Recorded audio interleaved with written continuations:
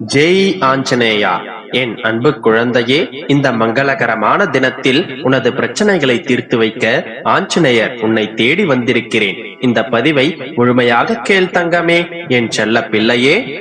என் அன்பு குழந்தையே, இன்றைக்கு உன்னிடம் உள்ள கோபத்தையும் பிடிவாதத்தையும் உன்னுடைய அப்பா நான் கண்டேன்.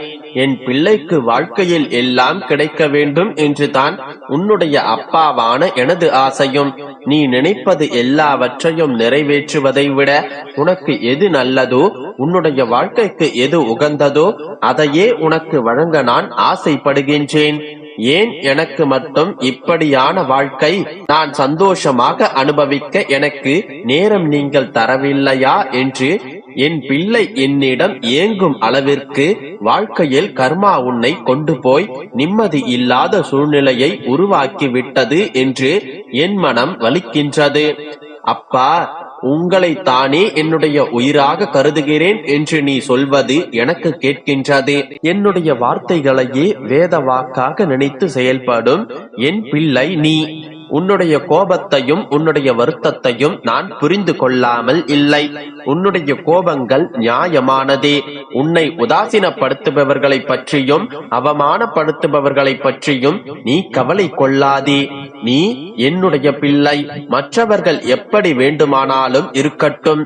நீ என்னுடைய பிள்ளையாக என்னுடைய வார்த்தைகளை பற்றி கொண்டு என் வழியில் வா. நான் உனக்கு அறிவுரை கூறுகின்றேன் என்றால் உன்மேல் தவறு என்று அர்த்தம் கொள்ளாதே.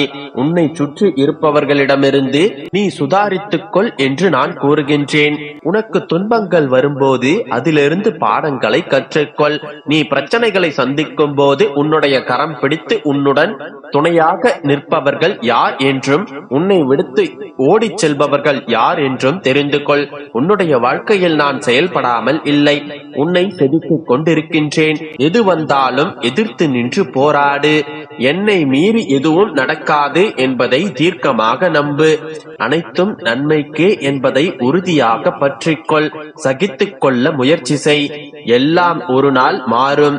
என்னை நம்பி வந்த உன்னை எத்தனை ஜென்மங்கள் எடுத்தாலும் உன்னை நான் பாதுகாப்பேன்.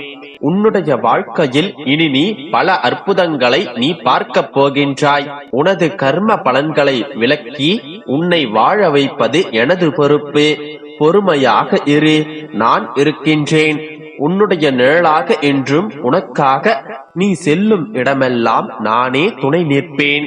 உன்னுடைய கோபத்தை விடுத்து புன்னகையோடு இரு. நம்பிக்கையோடு இரு. அனைத்தையும் நான் பார்த்துக் கொள்கின்றேன். யாமிருக்க பயமேன்.